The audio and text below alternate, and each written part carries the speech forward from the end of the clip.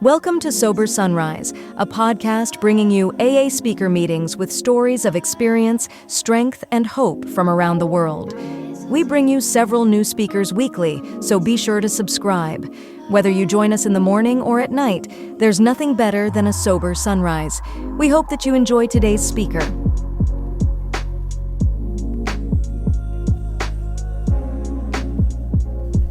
Hi, I'm Bob Bazant, and I'm an alcoholic. The grace of God and the power of AA, and having a drink since the 10th of December, 1967, and for that I'm very grateful.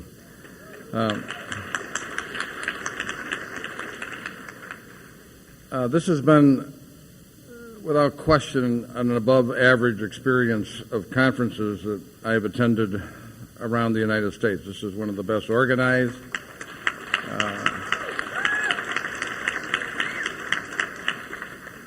I love the way we're dressed tonight. So many places we go, I think we're looking tacky, and I like the feeling in the room, you know, when everybody's dressed up. I want to thank the committee, and Tommy and Ken and Beth and anybody else who had anything to do with my being here. I, for some reason, have been kind of dry lately, and I'm about to dive back into some step work, and I think I needed this week. And this has been terrific. Just all the speakers, I think, have blended together. It's you know, there's every place you go, there's kind of a collective consciousness, and the collective consciousness of this room is very good. Everybody, you know, just been very cool. I've been with most of the speakers before. Because I played golf, I didn't hear everybody, and I arrived after one or two have talked, but I really do think there's been a synergism of what everybody has said, and kind of a theme. It's kind of run together, and it's been very cool. I especially like Larcene this morning. Larcene would be a good reason to start to urine test Al-Anons. I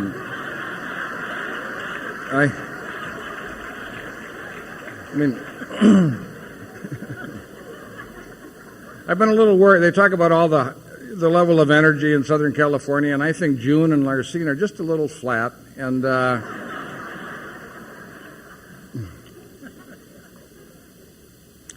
what I like best about Larcene is, you know, the story that they've survived through, but they love each other. And I really think at their best, our stories are stories of love, and I think Larcene's is that story, and I think that's cool. June's story, to me, is the story of Christmas. You know, it's just almost, your head keeps saying that's not quite possible, it isn't quite. And for me, there's always been one or two stories, maybe John Harris, maybe John Vicar. There's different people at different periods of time where I'm kind of I think too much. And I compare. And there were certain stories that if you hear them, you just could not think and you could not compare. They just take you in such a way that they, you know, kind of astound you. And June's is one of those stories for me. So it's been nice. I enjoyed Keith and Julia this afternoon. I think your relationship is a very sweet relationship. I like that. Relationships are challenging. And I think that's good. So to be here with Dick and that this is also a service conference. I mean, you've got a couple of ex-staff members from General Service. You know, you've got Betty and Helen, and you've got enough ex-delegates around here to cause serious damage if they ever got together and started talking. And then the extraordinary amount of sobriety that's in this room, which is very cool. One of the things I've always liked is being around the big people, you know, the people who have more sobriety. And I think the ones that are here, like Liz and Katie, and the people who had, you know, 40 plus years. I don't know that I've ever been in a room where you've had, 25 people or 30 people with over 40 years of sobriety, and a half a dozen people with over 50. That is really cool. And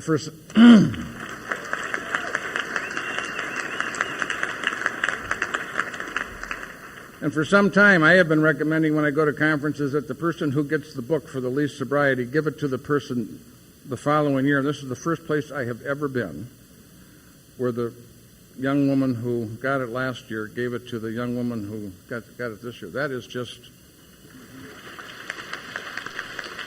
you know, very cool.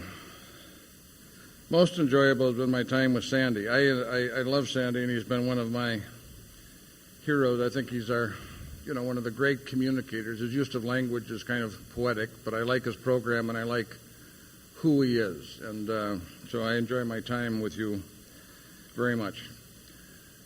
I started drinking when I was a freshman in high school, 13 years old. I was 4'11", weighed 95 pounds, second smallest kid in my class, mostly mouth. I went to a military school on a college campus, and we drank in high school like most people drink in college. We had fraternities. Of my 5 closest buddies in high school, 4 of us are in AA and 1's in Al-Anon. And 4 of us were friends since we've been 9 years old, so we didn't pick each other, because of our drinking sort of thing. In my high school class of 115 guys, we have a dozen members of AA, so we had a lot of alcoholism, we had a lot of recovery. When I found alcohol, it was kind of like you've heard everybody talk about this weekend. It was not just like an improvement, it was kind of like a sex change operation. It was kind of transformational. It took me from the fringes and put me in the middle. I was an uncomfortable kid. I mean, you're the second smallest kid in your class. You feel a little insecure. To start with, and alcohol made me part of, just solved all my problems. It was a solution. I loved it enough that I chased it. I went after it. Almost died of alcohol poisoning a couple of times in high school. By the time I finished high school, my drinking problem was the largest subject of negative conversation in my home. I come from a great home. In St. Paul, we're kind of a Catholic town. And we have these Catholic kind of thongs or, clans. Everybody had, somewhere between 5 and a dozen children. And it's a small town. Of the Twin Cities, we're kind of the Fort Worth of the, of the St. Paul and Minneapolis. And so families knew each other. It's more like a village. And I got kind of a reputation for drinking. I didn't, seek that. I thought my problem with drinking was that I was underage and my father was too strict. When you're underage, if you get caught, it doesn't matter, how much you drank. It was just the fact that you were drinking. If my father caught you, it didn't matter how much you were drinking. And I thought when I had a chance to go away to school that would be solved. And I went away and it didn't get solved. I drank my way out of the University of Notre Dame in the middle of my senior year. I mean, that's what my dad said. That was,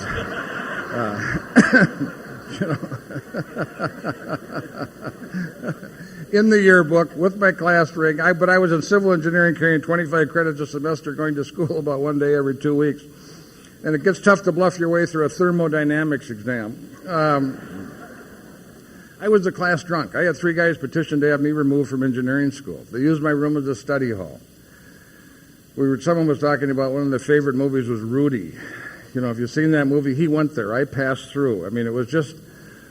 I remember a few years after I was sober, maybe 15 or 20 years, I got invited to give an AA talk at Notre Dame, and I went down there, and I had some amends that I wanted to make, and it was really a kind of an emotional reunion for me, and I went back there, and I'm in the middle of my talk, and I said, I've always had a deep sense of failure about this place, and I said, I think I just figured out why. I think it's because I failed.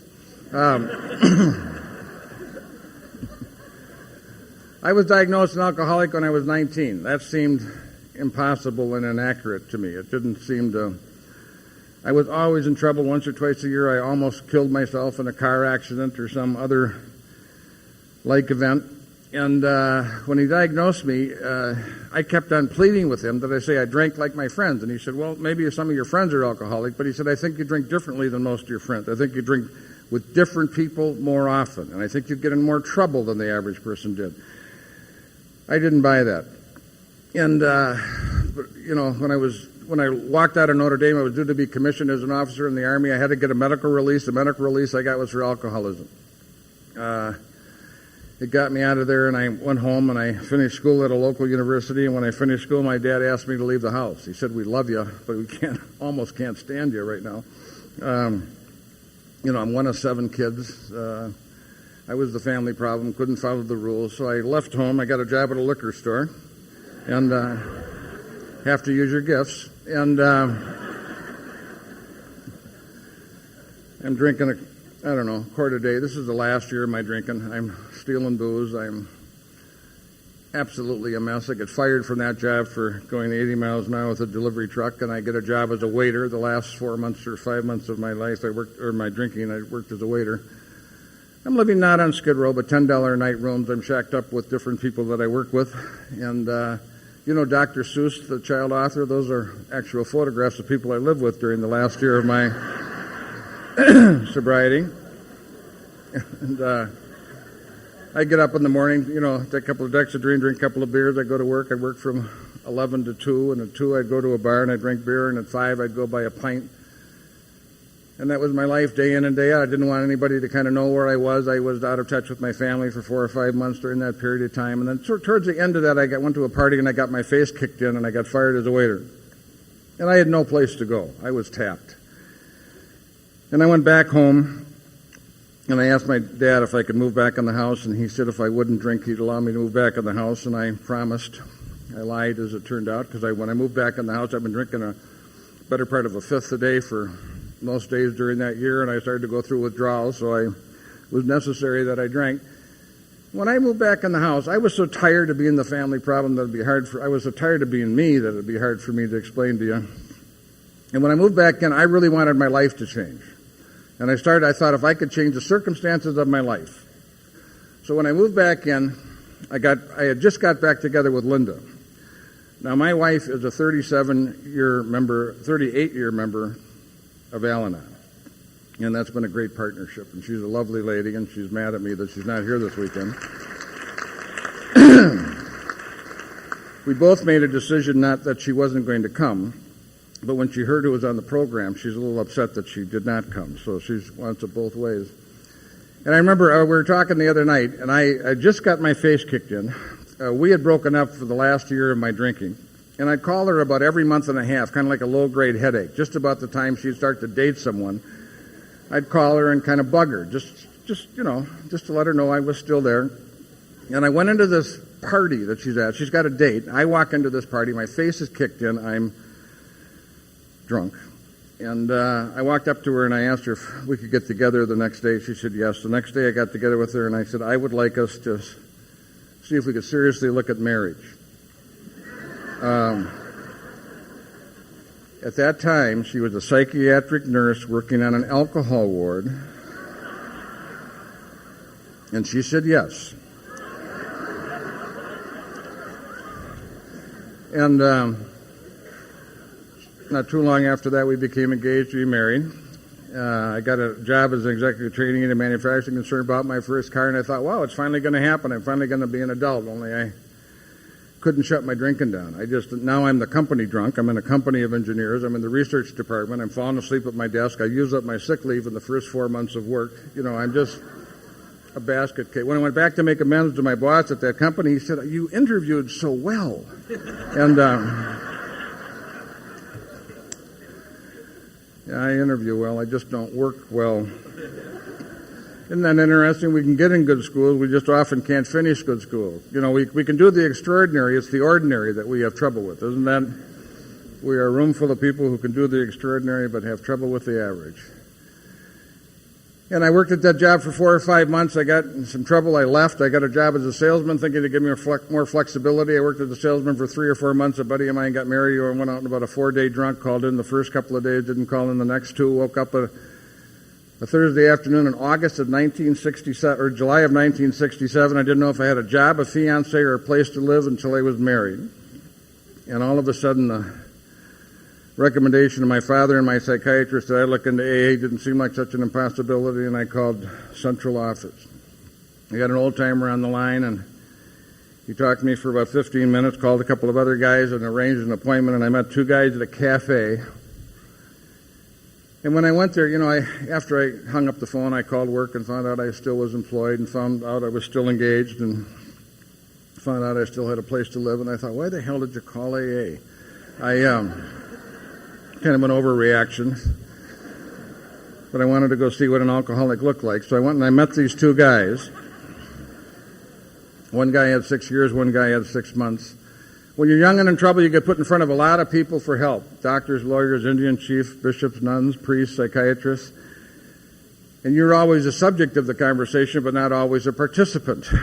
And usually there's recommendations after they meet with you. And I thought that was going to be kind of what this was. I was 23 years old. But it wasn't what it was. These two guys said, we're from AA. We had a drinking problem. We found an answer in AA. We want to share it with you. And they sat me down in the booth. They told me their stories. It was the first time in my life that I'd ever tried to be helped by someone who had a drinking problem. I found myself identifying and sharing with them. And that night I went to my first meeting of Alcoholics Anonymous. We have many traditions in AA. One of the most wonderful ones of which is that we share our experience, strength, and hope, and not our ideology and philosophy. There is something very powerful about sharing your life.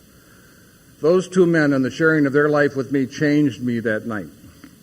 There was something significant that happened. I went to my first meeting of AA, and it was an extraordinary experience. I thought, I was 23, almost everybody else in the room, probably average age 45. They sat me down. I still have the same sponsor that I got that night in Alcoholics Anonymous. Sandy talks about he's got a sponsor for the last, 42 years, and I have the same sponsor that I have had for the last 38 or 9 years. He's 52 years sober, and he's 87 years old, and he's still an active member of AA. And not bad. I drank twice after walking in the front doors of AA, once on a business trip to the West Coast after 30 days of sobriety, and once on our honeymoon. I think I had planned to drink on my honeymoon. It was kind of subconscious, but we honeymooned in Mexico. You know where the divers dive off those cliffs in Mexico? I dove off those cliffs on my last drunk. I was in the audience watching the World's High Diving Contest. I thought, God, that's not so tough. And I had a swimsuit on underneath my Bermudas. I dove off the public landing, climbed up the cliff, got up to about 90 feet. I split my swimsuit. I cut my leg. My wife is going absolutely nuts. And I'm stuck. I can't get up. I can't get down. I'm trying to decide whether to jump or dive. I'm watching the waves. And finally I figured out, to hell with it. And I dove. God watches after fools and drunks, because I made it. And over the next 20 years, we went down there quite a bit with the kids. We vacationed down there. And on my 10th anniversary, Linda gave me a card with a picture of the chasm at La Quebrada, and it said, "There but for the grace of God." And we were watching the divers, and I said, "God, that's the dumbest thing I've ever done." And she said, "Bob, it's not even in the top 10.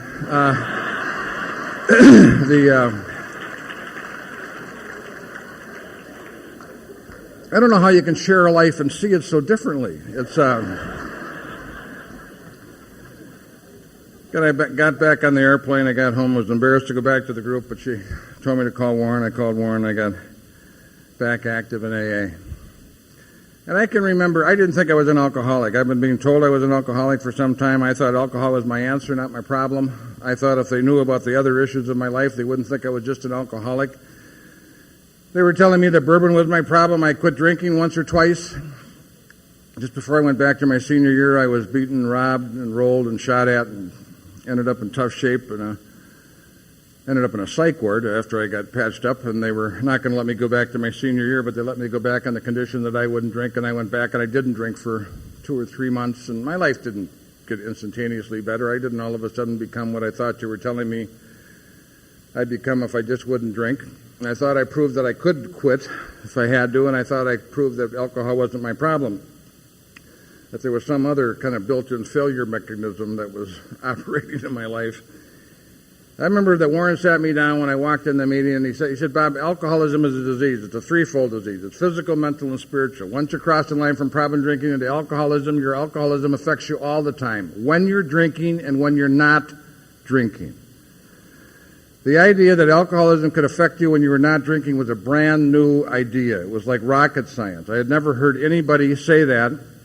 He said, what we're after in AA is not just abstinence, we're after sobriety.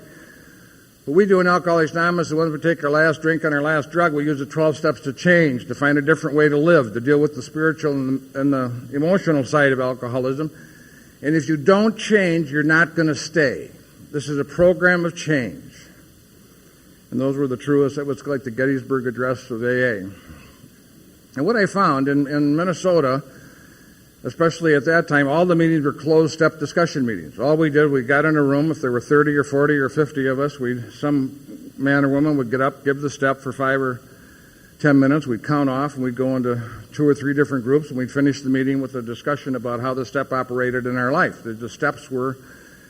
And after the meeting, I'd come early, I'd stay late, and after the meeting, all the guys would meet with their sponsors, and they'd be talking about the different issues, and I thought we'd be talking a lot about how not to drink. almost no conversations about how not to drink. They assumed that you didn't want to drink. The conversations were how to live. Fights you had with your wife, problems you had at work, making amends, making lists. I pretty quickly got the idea that this was about living, not about not drinking. And I got back, and when I was always an active member of AA. My sponsor was the 12-step champion of our group, and he was phenomenal. And I said, okay, I'll buy it. I got the problem, and if I got the problem and you've got the answer, I got a half a dozen other things that are going on in my life, and if you've got the answer, those issues ought to be dealt with in AA. And hell, it might take a year. Yes. My problems were horrible but ordinary. I had trouble getting up in the morning. I later found out that it had something to do with when I went to bed, but at the time I had some work issues. I had a little trouble getting to work. I had trouble staying at work, and I had a little trouble working when I was at work. Other than that, I was a pretty good worker. I had money issues. I spent $300 more a month than I made in 1967, and I was supporting most of that habit by gambling. And doesn't seem like much money now, but in 1967 that was a pretty good amount of money. And then we started to have kids, and I had a great mom and dad, but even great parents make mistakes, and I wasn't going to make the mistakes that my parents did, and I didn't. I made all the mistakes they made in a bunch they never thought of. I was loud, impatient, angry, immature, and sometimes violent with my children. I'm not proud of that fact, but that's an accurate description of how I was.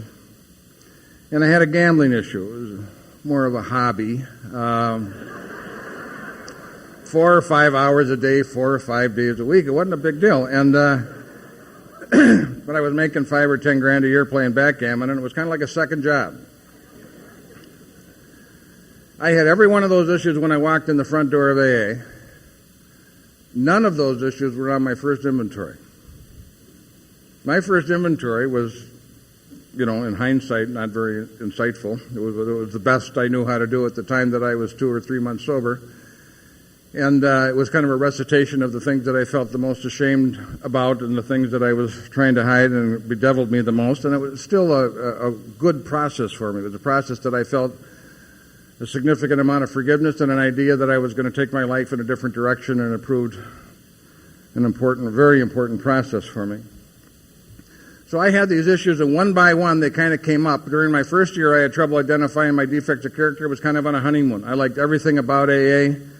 It was one of the most pleasant times that I've ever had in my life. Isn't that funny that many of us, when we come in AA, that the circumstances of our lives are so mixed up, but the first year is often, in many ways, and I think because of the surrender that we have, and it was one of the most exciting, nicest times I've had in my life. And then in my second year, which I found to be much less comfortable, one by one I started to take on the issues of my life. And one by one I would grab them and I would take them and I would try to deal with them, and I'd make a little bit of progress, but mostly I wasn't making much progress. By the end of my second year, I had a pretty good list of my defects of character. I worked on them pretty hard during year 2, 3, and 4. I went into my 5th and 6th year, they started to bother the hell out of me and eat my lunch. And in my 7th and 8th year, they were really grinding on me. Now, I'm an active guy. I'm sponsoring guys. I'm going out in 12-step work. I'm active in service. I'm starting to give AA talks. And I'm trying to deal with the issues in my life, and it's not working. And felt pretty familiar. Kind of like everything went in my life. I'm a great starter, but I don't finish many things. I interview well, I just don't work well. And now I'm in AA, and everybody's patting me on the head for the first year, the first 2 years, and all of a sudden I'm in AA. And the first thing that happened to me when I came in Alcoholics Anonymous is I tore down the wall that I built up between you and me. I had a wall built up so you couldn't see the unattractive things that were going on in my life, and the thinking that went on behind the wall said, you like me, but you only like what I let you see about me. If you could see everything about me, you'd hate me because I hate me, and who knows more what a lousy, insufficient crumb I am than me. I was walking around, as Cecil would say, comparing my inside with your outside. Not a very good way, but when I came in, I started to tear that wall down. I started to tear it down on that first 12-step call. I started to tear it down in conversation with my sponsor, and I tore it all the way down when I took my 4th and 5th step. And I made a discovery, and the discovery was that I'm not unique. Most of us come in with a profound sense of uniqueness. And if you do not drop some of that sense of uniqueness, we probably won't stay because we'll be looking for the differences rather than the similarities. And when I dropped that wall, I made the discoveries I'm not unique. My personality may be unique, but not my illness, not my behavior, not my experience, not my feelings. And I started to have a sense of hope that would work for you would work for me. And that was why I was on that honeymoon. That was the first place I had ever been where I felt like I was home and where I felt like someone understood me.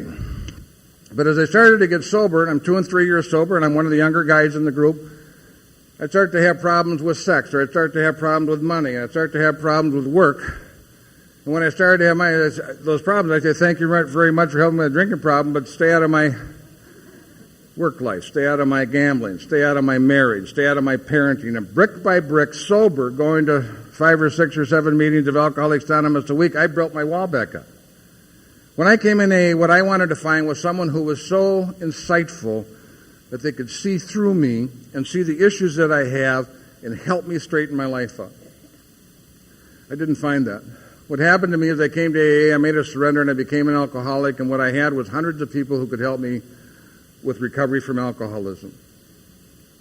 And then as I started to get sober and move through, I started to look for an expert on Bob, not on alcoholism. And when I was 6 or 7 years sober, I was feeling pretty alone. And I think the experience I'm about to describe to you is not an unusual experience in Alcoholics Anonymous. I think a lot of us, between 5 and 10 or 5 and 12 years of sobriety, your pants catch back on fire. I think we are surprisingly wonderful at dealing with the early issues of our sobriety. We come in with a list of things that we've got to take care of, and we are amazingly successful in Alcoholics Anonymous with dealing with some of those issues in early sobriety. But there's a lot of things that we are not bright enough or insightful enough to put on that list. We wouldn't have put them on the list if you told us to put them on the list, and that was the list that started to get me in trouble. And at 7 or 8 years of sobriety, I'm not thinking about drinking, but I'm thinking about suicide. I'm in the meeting that, a new guy comes in with a bushel basket full of manure that they have, and I sit them down, they share with me, and I say, hey, as bad as it is and as tough as it seems, you're in the right place. I'm really glad you're here. I know it seems hopeless for you, but if you come in here, you get a sponsor, you get in the book, you take the steps, you're going to be okay. You do not have to do it perfectly. You just have to have a reasonable attitude, get into this stuff, and not drink, and your life's going to be okay. You see that guy over there? That guy over there I called on 24 years ago. I was his sponsor in St. Paul, Minnesota for quite a number of years. I said, you see that guy over there? His life was a mess, and now he's hitting it out of the park. You're going to be okay. And then I'd get in the car at 11 o'clock at night, and I'd go home, and I'd say, Bob, when's it going to be okay for you? You're 7 years sober. When are you going to learn how to work? Everybody knows how to work. You don't know how to work. When are you going to stop spending money you don't have to buy things you don't need to impress people you don't like? When are you going to be gentle with your children and more loving with your wife? When are you going to quit gambling? And I didn't know, because I've been trying as hard as I knew how to try to get rid of those defects of character, and I had failed.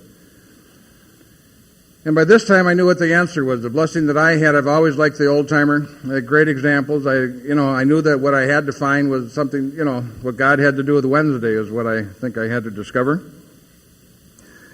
As a Catholic, I had so many issues around religion that was a very uncomfortable subject. We talked a lot about spirituality, and I was so uncomfortable with spirituality. If the meeting we had an upstairs and a downstairs, and if the meeting got too spiritual, I left the meeting that got too spiritual and went to the downstairs, which was often a breakout meeting for a new guy. My blood pressure went up 15 points just going by a church. And I had a lot of unresolved, and it was that way because it was important to me, and I had a lot of unresolved issues around that I didn't know how to. It was clearly explained to me the difference between religion and spirituality, but at that point in time in my recovery, I didn't understand the distinction. And I knew what I had to do, but I had a problem. And the problem was, as I go knock on the door, God says, who's there? I said, God, is Bob. He said, what do you want? I said, I'm 8 years sober and my pants are on fire. I'm dying. I need help. It seems to me that the people who have a better relationship with you are doing better than I'm doing, and I want to turn myself in. And God's going to say, okay. And then I'm going to say what every drunk wants to know. What do I do? You have to be a rocket scientist to figure out what God's going to tell you to do. Get up in the morning. Go to work. Stay at work. Work at work. get on a budget. I think that's an Al-Anon word. I think that's a harsh, I think it's a difficult, it's a harsh word, I think. Stop gambling. Be more gentle with your children and be more loving with your wife. And I'm starting to have trouble at home. I'm going to all these AA meetings. My wife saw more of me when we were dating than when we were married. And she's starting to wonder, one of the places I'm supposed to practice the program is in our home. I thought, God, that's none of your business. You've got your program. I've got my program. We're not supposed to take each other's inventory. And I was stuck in that place for 2 years. And the problem was, how do you go to God, develop a relationship if you can't fulfill the conditions of the relationship? I thought, as soon as I clean my act up, I'm going to develop a relationship with God, but right now I don't know how to do it. And then with a desperation that I guess I hadn't felt for some time, when I was about 7 years sober, I went back to the steps, and for the third time I started to formally go through the process of taking the steps. Step 1 was really easy. My life was powerless and I was unmanageable. It was as clear as night and day. You know what I had lost? Step 2. And that was unusual for me. I believed it for us, but not for me. I absolutely, without question, believed that God would restore us to sanity, but he wasn't going to restore Bob to sanity. I had lost belief in that because I'm 7 or 8 years sober and it looked like my life was going. I was on the down escalator going up. And I think when you're desperate, you get more or less active, and out of desperation, I started to see people with bigger problems, with smiles on their faces, walking through the walls that I was trying to walk around. And out of that observation, I started to believe that God would restore me to sanity. I took step 3 on my knees with my sponsor in his office. We didn't do that in those days, but I started to go to conferences, and I started to hear people talk about doing that, and I thought, I'm going to try that. And then I did my third 4-step, and I think that maybe was my best 4-step. And I did my 5th step with my sponsor, which we also didn't do in our group. We did it with clergy. And I told him, I said, be careful when I'm done, because whatever you recommend that I do, I'm going to do. I said, I feel like I'm dying of thirst lying next to a lake. I said, if you gave me the test, I could pass the test. I know what to do. I just can't do it. And I am so tired of not being able to do it.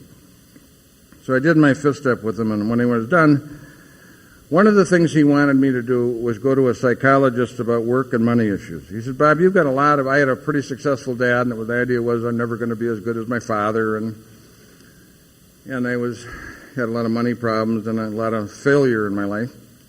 And I did not want to go to a psychologist, but he lined me up with an industrial psychologist, and I said, okay. And I called the guy up, and he said, can you get your parents involved? I said, no. He said, my parents have been over-involved in my life, and I don't think at this stage Mommy and Daddy need to come with me. He said, we get your wife involved. I thought, oh, crap. Well, they see it so differently. Maybe more honestly. It's tough. We get your kids involved. And I said, they're pretty young. I didn't want my children involved. I was ashamed of, not only did we have a pattern of alcoholism in my family, we had a pattern of rage. And I hope that as I've helped in my family, once you have the example of recovery, that becomes available to other members. And we have quite a few members of, Linda and I have 3 sons that are in recovery. My father got in recovery. I have a brother in recovery, and I have a couple of nephews in recovery. But I said, yeah, I'll bring the kids. I was ashamed of how I was. And we had a pattern of rage in our family. That's 2 or 3 generations old, as near as I can tell. And I also hope I'm going to be of help breaking that pattern in our family, because those are old ideas, and those patterns do. So I go to the psychologist. Linda and I and Billy and Peter are there. And we're having this discussion, and he looks at me and he says, I'm going broke. My company's going downhill. I don't know why I'm busting my ass 2 or 3 hours a day. And it is. Times are tough. It's bad business times. And he looks at me and he said, why are you so afraid of failure? I wanted to punch him. I said, look, you don't understand. You're a doctor. I said, if you go bankrupt, you just take your little sign, walk down the hall, pound it on another door, and within 6 months you're making $100,000. I said, I'm about to lose everything I have. I said, nod your head up and down if you understand that. I said, I'm in the investment business and I'm going broke. I'm about to lose everything I had. He looked over at my wife and he said, if Bob lost everything he had, would he lose you? And my wife said, nope, wouldn't lose me. He looked at the kids, asked them the same question. The kids said, no, it wouldn't lose us. If you can't lose, you can't play. I'm the guy that if we were going to have a marathon, I'd look and talk and act like a runner. I'd have a great pair of running shoes and a nice outfit. I'd tell you I won some race in Minnesota, and you'd expect me to be in the top 10 in the race. And for the first third of the race, I'd be up front with the top 10. And somewhere between halfway and 60% of the race, I'd fall down, hurt myself, and I wouldn't finish the race. When the race is done, someone would say, what happened to that guy from Minnesota? So I don't know, a hell of a guy. Won some race. He must have pulled a hamstring. But if you would have followed me around in a helicopter in my life for the 10 years preceding that race, you could have guessed within 50 yards when I fell down, because I don't finish anything. And I'll tell you, it gets old. It gets old to have gifts you never get out of the box. You want a price for alcoholism? It's not having a life. You listen to a guy like Sandy, who didn't feel very good about himself in early sobriety. You look at the qualities that man has and the accomplishments that he has, and you wonder, how could anybody not feel very good about themselves? Well, most of us feel that way. I mean, we are this complex sort of thing where we have this love-hate relationship. We can do great things, but we know that over a period of time, that life isn't a sprint, it's a marathon. And we don't do well in marathons. We're quick. Not too long after that, and what I discovered in that interaction with the psychologist was fear. Now, I'd done 3 inventories. My fear inventory had to do with dogs, snakes, and high buildings. It was as uninsightful with respect to fear as it could possibly be. And what I discovered in that meeting with the psychologist is I was afraid of being married. I was afraid of the responsibility of being a husband. I was afraid of the responsibility of being a father. I was afraid of failure. I was afraid of success, which was an interesting discovery. So I was the guy who was swimming in fear, and Chamberlain used to talk about the 3 fishes in the ocean, where the 3 fishes said, isn't the ocean wonderful? And the other fish looked over and said, what's the ocean? I'm swimming in fear and don't know what it was. 2 weeks after that meeting with the psychologist, I had one of the worst days I've had in sobriety. I got up late, went to work late, left early, got in the backgammon game, won $600, missed dinner, missed the AA meeting, came home, got in a fight with my wife, and slapped one of the kids. One of those days you'd like to have videotaped and sent to the General Service Office to kind of show what 8 years of sobriety will do for you. And I'm in my living room 11 o'clock at night reading some non-conference approved literature. And the other big book, as it happened to be at that moment. And I said, gee, it happened again. And I said, it happened again. Weren't you there? Yeah, I was there. But I said, it's so habitual. It's almost like I don't have to think. It's like it happens. It's like I'm in a blackout. It's like it happens automatically. And all of a sudden I stop. And I realized that was a bunch of hooey. I sounded like a guy who wanted to quit gambling. I wanted to gamble for as much money as I wanted to gamble, whenever I wanted to gamble, and not have problems because of gambling. I wanted money without work. I wanted my wife's and children's affection and love without spending time with them. And all of a sudden I realized that I had designed my life to be the way it was. I had tried pretty darn hard in Alcoholics Anonymous to clean my act up, and I had failed. And for some reason, at that moment, that seemed okay. That had never seemed okay for a moment up until that moment. And I was allowed the experience to take the 6th and the 7th step of the program of AA. The 6th step said that we were entirely ready to have God remove our defects of character. And the 7th step said that we humbly ask Him to remove our shortcomings. I had spent 8 years trying to get rid of them. I didn't have the power to get rid of them. I'm responsible, but I am the pipe, not the well. It happens through me, not by me. The doctor doesn't heal. He creates an aseptic environment, creates an atmosphere in which healing can take place, and God heals. And I don't. And a farmer doesn't grow. He plants a seed, creates a fertile environment in which growth can take place, and God grows, and I don't change. I create an atmosphere in which change can take place, maybe the attitude of being honest, open-minded, and being willing, or the attitude of the 6th and the 7th step. And God changes me. It happens through me, not by me. Most of us have the profound experience that out of our surrender, we stop drinking and stop using, and most of us know that at that point in time, it took very little effort. It was removed from us. You read page 84 and 85, and it talks about, that we're not using any effort. It has been removed. And that's how I believe that change happens in Alcoholics Anonymous to a significant extent. And that night I got down on my knees, I took the 6th and the 7th step, and 4 of the major issues of my life disappeared that night, such as the power of AA.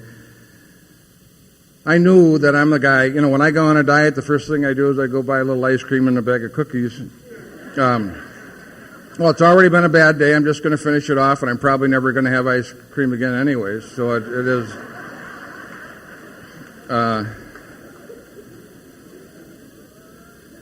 And I knew that I needed to put some structure in place, or that wasn't going to happen. And God gave me the grace. I made an appointment with my sponsor about when I'd go to work and how long I'd stay at work, and a little conversation about what I'd do at work. I started dating my wife. I dated my wife every Friday night for 30 years.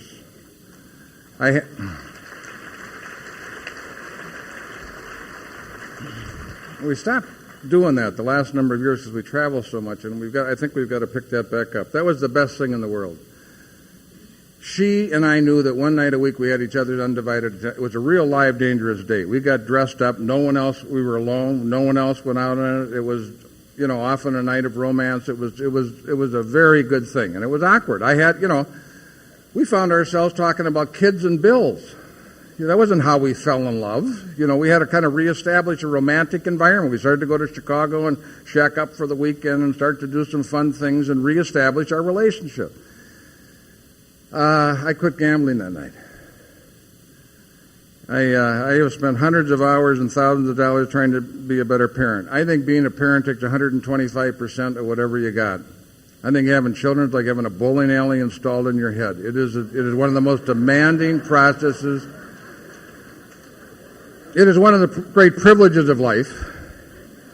And as most of us know, that the great relationships of life, being a child to a parent, being a parent to a child, being a spouse, those are the unavoidable relationships. I guess you can annul those and you can walk out of them, but for practical purposes, they're unavoidable. And what you keep running into is yourself. It keeps presenting yourself with the message of the universe saying, this doesn't work. We keep wanting a different message.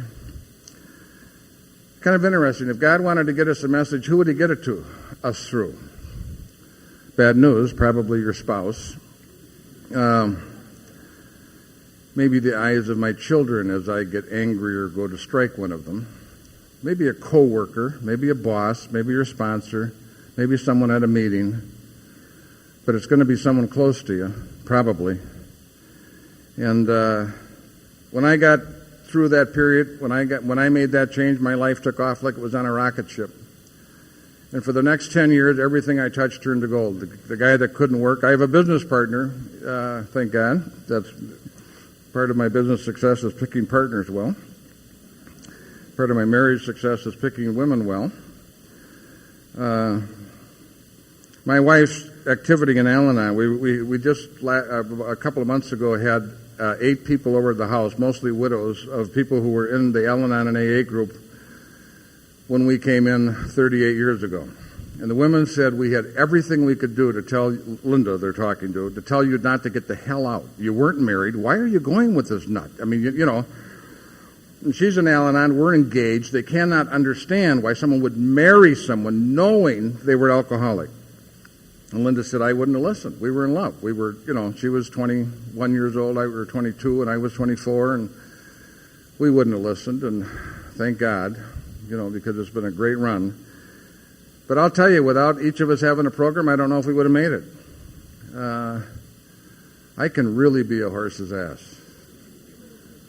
But I'm not a bad guy. I love my wife. It isn't like I'm the worst guy in the world. But it's, to have a woman who's a partner that when you're being a real horse's ass that can still look for her small part in that situation to diffuse it rather than turn the laser on me is a wonderful thing. It's a wonderful thing.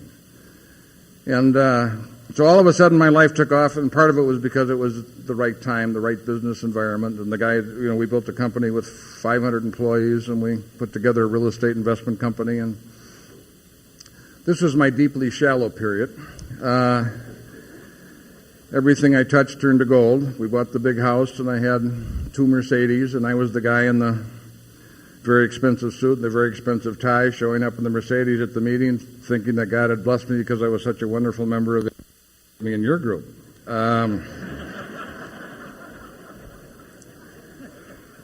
There's problems with failure. Well, there's problems with success. I mean, I became arrogant, and then that was as invisible to me as some of the defects of character were invisible to me during my lack of success.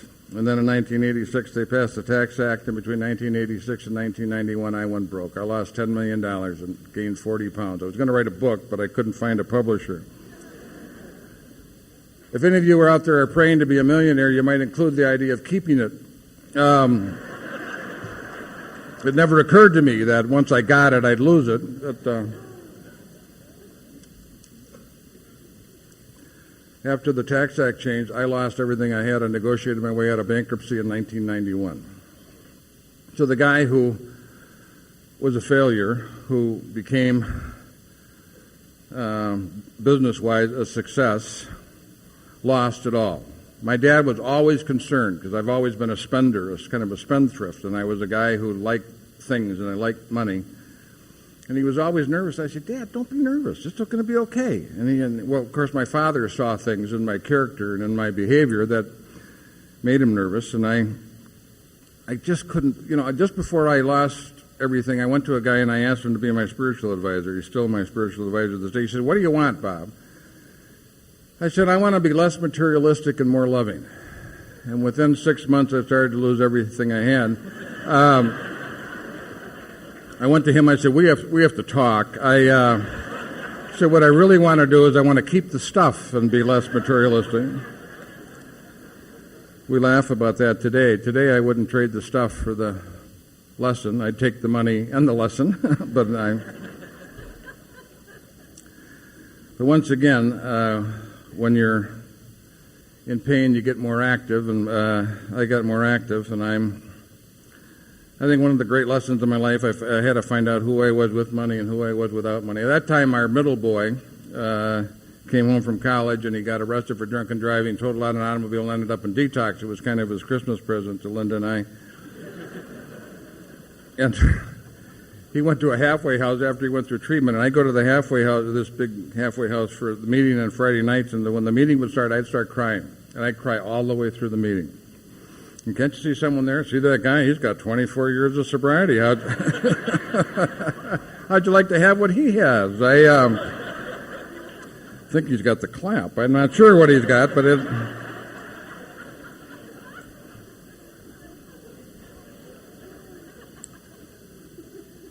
And then over the last almost 20 years, I've built that business back up, and today I'm in love with my wife, and I have a great relationship with my 3 boys.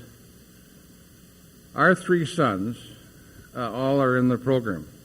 I've turned my wife into New York as a carrier. Our oldest boy has 17 years of sobriety, and he's 37. Our middle boy has 15, and he's 34, and our youngest has 8 years, and he's 26.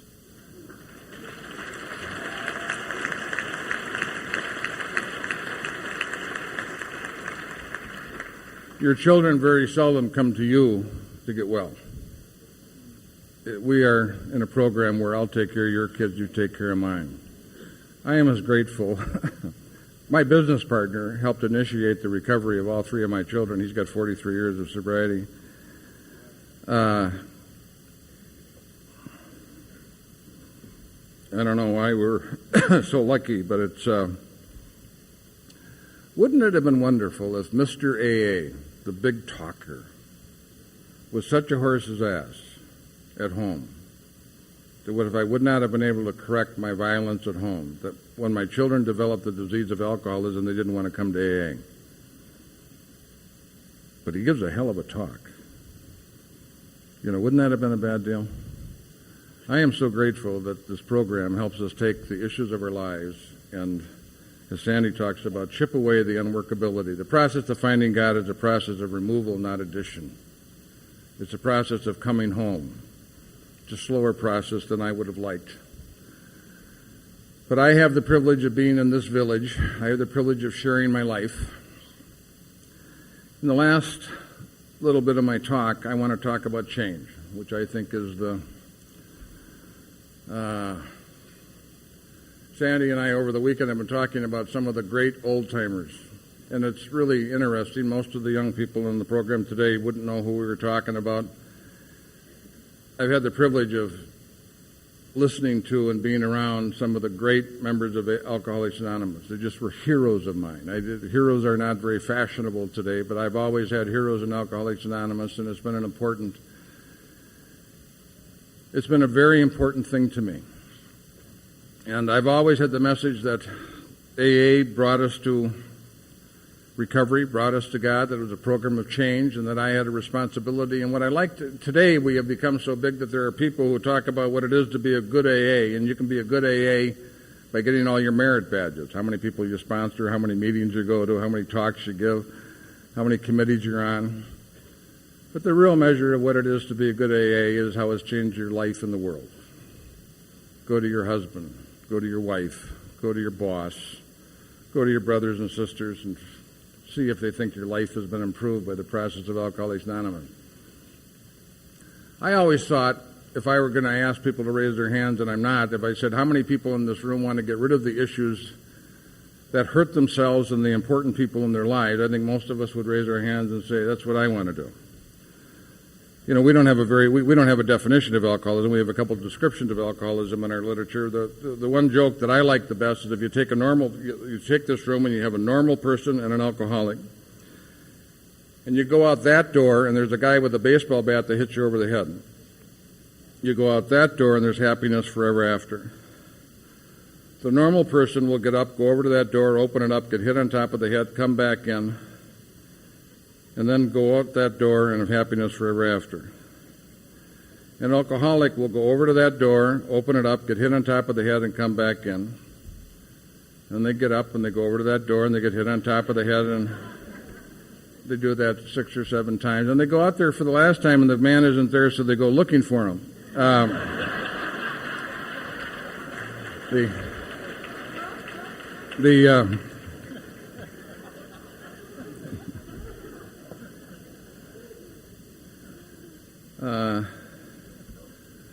I was enormously afraid of change. I thought my behavior and patterns was who I was. I had collapsed the distinction between what I do and who I was. The behavior of our lives that we don't think we can change is just behavior. It is not skin and bones. It is not who we are. It is just what we do. In Alcoholics Anonymous, the transformation that takes place, which is a kind of a quantum leap from change, the transformation that takes place is a transformation of the heart and mind. It is not just an improvement. It is a total change. Our program says that we're going to have a spiritual awakening. What happens to us is we become more awake as we take these principles and put them in action in our lives. Pretend for a moment that I'm working with a guy who's 35, 38 years old, married with kids, and he's having trouble doing the 4-step. The columns and stuff like that gets kind of complex, and I say to him, look, I know you're having trouble. Don't worry about that. Just get your mom and dad and your wife and your kids and a couple of co-workers and 2 guys from your group and bring them over to the house, and your brothers and sisters. And here's what I want you to say to them. I want to say in Alcoholics Anonymous we have a step where we try to get in touch with our defects or characters, and I'm having trouble identifying mine. And I was wondering if you'd help. Most of us wouldn't call that meeting. You know why? We don't want to change. But it's worse than that. We don't want to know. We train each other about what we can say and what we can't say. You train your spouse. We're not having that conversation. You want to have that conversation? It's going to be a tough conversation. You train your kids about what they can say and what they can't say. You train your boss. You train your coworkers. You train the guys and gals in your group. Look, I won't call you on your crap. You don't call me on mine. We'll talk about the steps. We'll talk about the traditions. You stay out of my face. I'll stay out of yours. For the first 8 years of my life, I tried and failed to change some of the significant defects of character and unworkable areas of my life. I tried and failed, but I still grew. But there comes a time where you either change or you stop growing. And that's a different point for many of us. For some of us it's earlier, and for some of us it's later. And when you get to that point, you either start changing or you build an addition onto your house to accommodate the problem. Chasers hang out with the chasers, gamblers hang out with the gamblers, make a deal. We'll talk about the program, steps, activities. You stay out of my, bad deal. But there's so much fear around the idea of change. And I thought change took effort. I thought it took information. That's why I think so many people, I think the study of our book is terrific. But I really think that most of it, there are more tapes and more studies about the big book today than there ever has been. I don't know if there's much more transformation than there was in the early days. The steps are not mechanical. If they were mechanical, all we'd have to do when we got in trouble is say the third step prayer and click our heels and we'd be back in Kansas. But sometimes when you're in trouble, you go to that prayer and no one's home. The program isn't just about doing, it's about being. There's a way of being in the process of taking the steps, and it's hard to describe. Chamberlain one time talked about, when I shared that in the thing that Sandy and I did about, he went to a symposium where all the experts were in alcoholism, and someone asked him what he thought of all the experts, and he said, well, they don't know much about surrender. Which is the key. If you have someone in trouble and their pants are on fire, what you'd like to have them do is surrender. But you can't tell someone how to surrender, and you cannot surrender for them. So the process, when you go to the steps, there's lots of us at different periods of time do step work, but have trouble sometimes making the change happen in the process of taking the steps. I still think that process is worthwhile, but sometimes it's drier than we'd like it to be, and it doesn't work as well as we'd like it to work. Because the ego almost says, go ahead, do what you want to do. You want to inventory it, fine. You want to study it, fine. You want to talk to someone, fine. But get this straight, it's not changing. Do whatever the hell you want to do to make yourself feel better. I think that's good, but it's not changing. And that's where the real issues of our lives rest.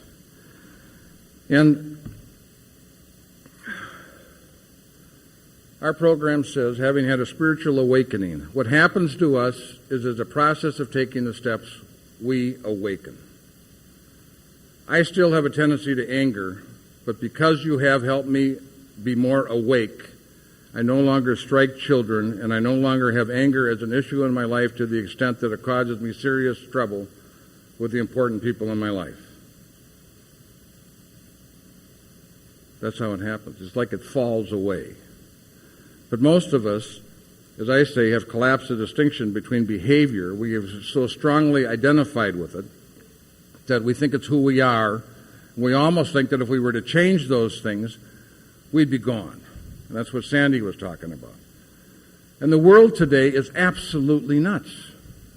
The world today I think when I got sober in the 1960s, I think the world supported recovery. I mean, today, it's just crazy out there. And this very strong message is you just need more money, bigger houses, faster cars. I mean, it is just, the answer is external. It is not internal. And thank God when Sandy talked about the message from Carl Jung that you need a spiritual awakening and to have a society that will support that spiritual awakening. And that's what we have.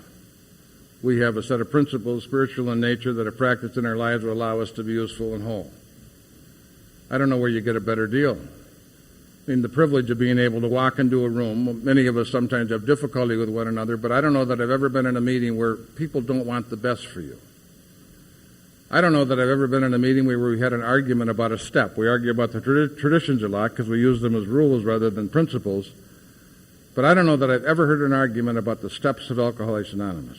Most of us have such respect for the program and the steps, we know that none of us are experts in this process. Because it is a process of living, not just studying, not just information. I have always known what to do. I've always been able to pass the test. I've always had the information, but the information is the booby prize. There are people today that have the first 164 pages of the book memorized in their horses' asses. I'm serious. I mean, it is...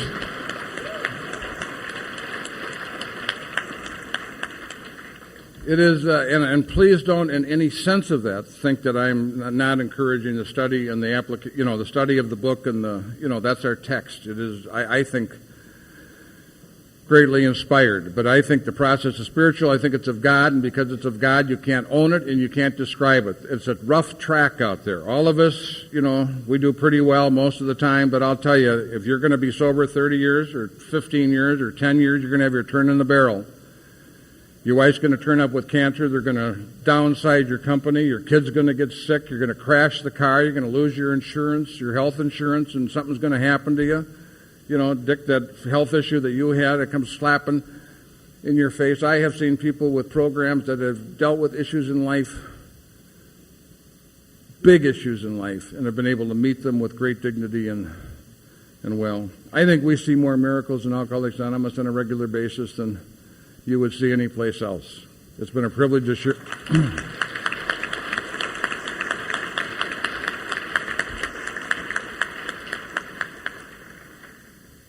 Thank you very much for having me this weekend. God bless you.